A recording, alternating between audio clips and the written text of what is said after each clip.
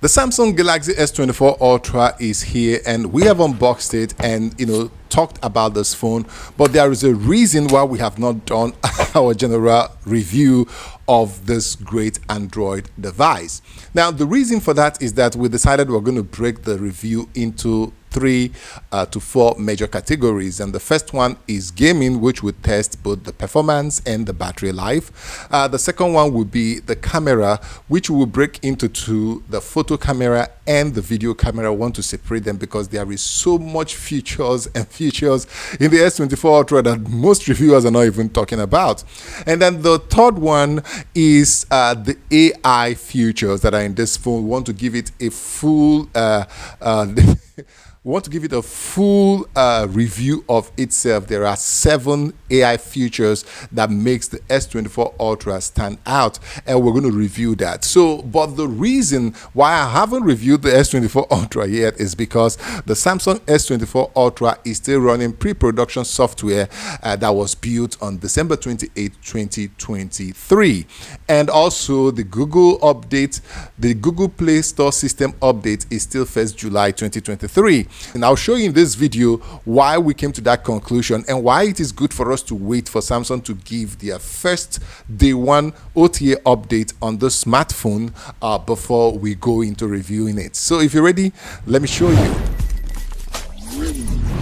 Okay, welcome back again to Smart Depot. And one of the things we want to do first with the Samsung S24 Ultra is to check how does it fare with the gaming. But when we now started testing out some of the games, we downloaded about 7 or 8 demanding game on this phone, and we realized that the games have not been optimized to utilize the power of the GPU and the CPU in this phone. Of course, we tested out a lot of games and realizes that none of the games is even taking constantly up to 70 to 80% of the GPU power in this phone, and it's crazy.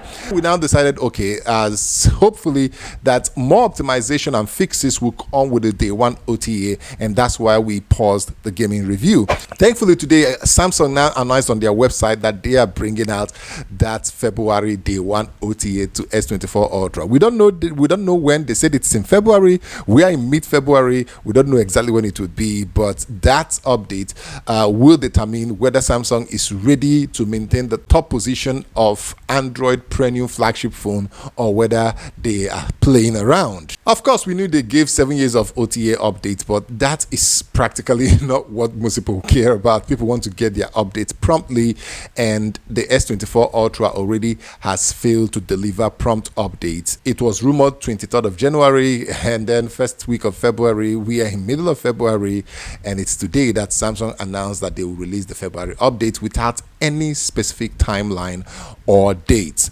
So we are all for that. One of the other things I want you to see, when I was editing, I do a lot of edits on my smartphone.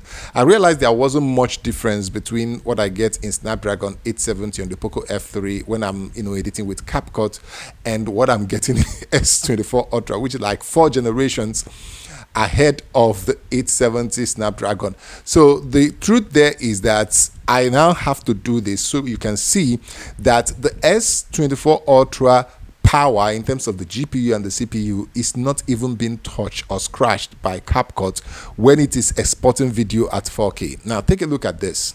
I put in the highest code rate. I moved it to 4K export, and I wanted to see how much utilization of the power of this phone that CapCut, a very popular app, is already taking. To my greatest surprise, the GPU utilization was around 30% or 35% average. The highest it hit was around 44%, and that is troubling. So I believe that with software updates, I can really tell you that the S24 Ultra will do a lot more in the future.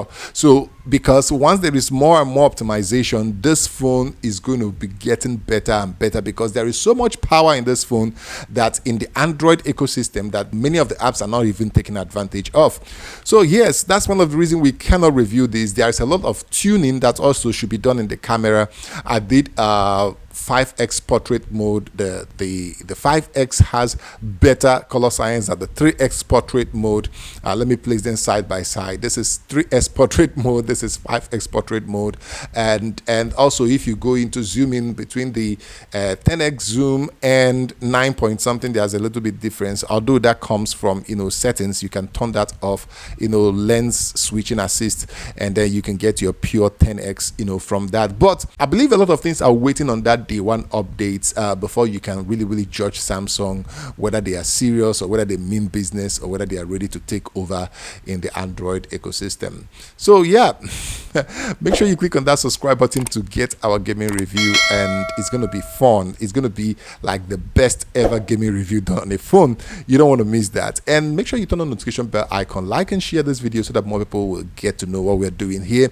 And until I see you in the next one, it is peace.